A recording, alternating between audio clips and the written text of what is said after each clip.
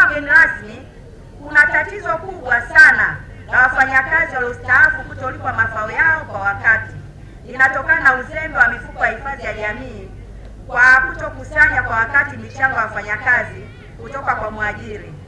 Hali hii inapelekea wafanyakazi kuishi maisha magumu mara baada ya kustaafu kwa kuwa mafao yao hawayapati kwa wakati kutokana na michango yao kushindwa kukusanywa kwa wakati na mifuko, kwa maana PSSF na NSSF.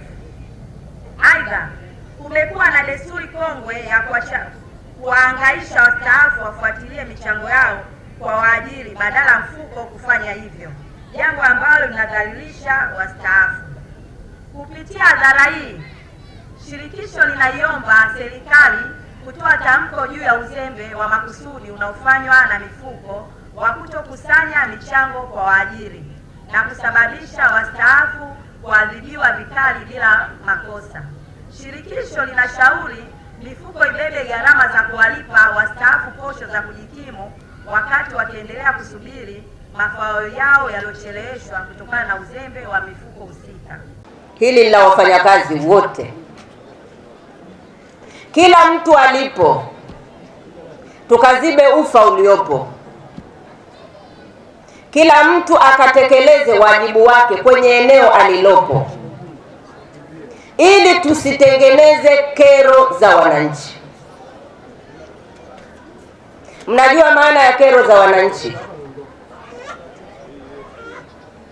Kama hospitali tutatoa huduma yetu vizuri, hakuna mwananchi atakayelalamika. Lakini akitokea mmoja mgonjwa amelazwa hajapata huduma, tunapata kero za wananchi. Kama barabara zetu tutazitengeneza vizuri, wananchi wakaweza kupitisha mizigo yao vizuri, hakuna kero ya mwananchi.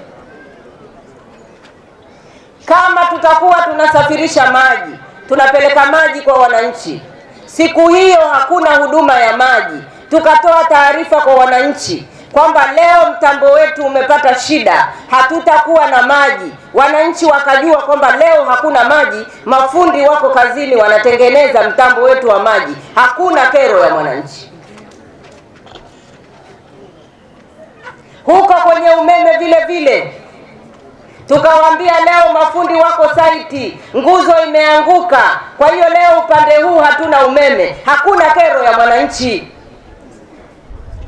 Kwa hiyo kila mtu akifanya kazi yake, akatekeleza wajibu wake kwenye eneo lake, nataka niwaambie kero za wananchi hazipo.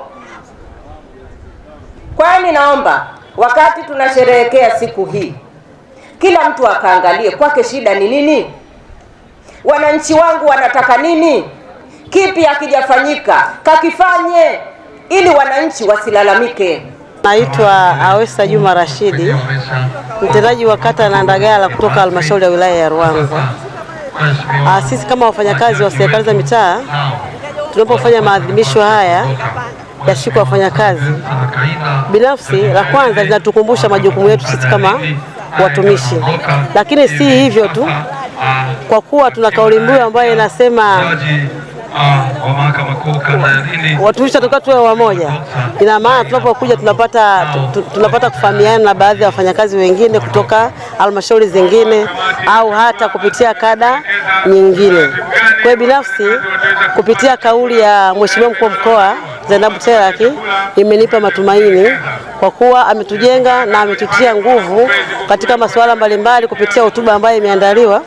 Hotuba hile iliyoandaliwa maana yake imetukumbusha pia majukumu yetu, lakini kabla tunataka haki yetu, nini wajibu wetu.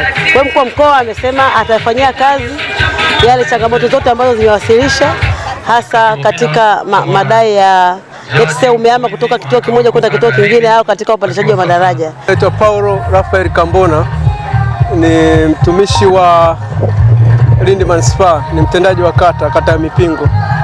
Nimeshiriki kwenye sherehe hii ya Mei Mosi kimkoa na nimefurahia kwa sababu nimekuwa miongoni mwa watu ambao wameshiriki kama mtumishi na kama mfanyakazi. Ni siku yetu ambayo tunatakiwa tufurahi, lakini vile vile tunapata maelekezo mbalimbali kwa wakuu wetu namna gani utumishi uende, lakini vile vile ni siku ambayo wale watumishi au wafanyakazi hodari wanapongezwa ili kuwapatia morali waweze kufanya kazi vizuri. Lakini vile vile sisi wengine ambao hatujapata hiyo zawadi inakuwa kama ni chachu kwamba na sisi tutaenda kujitahidi kwa kadri itakavyokuwa.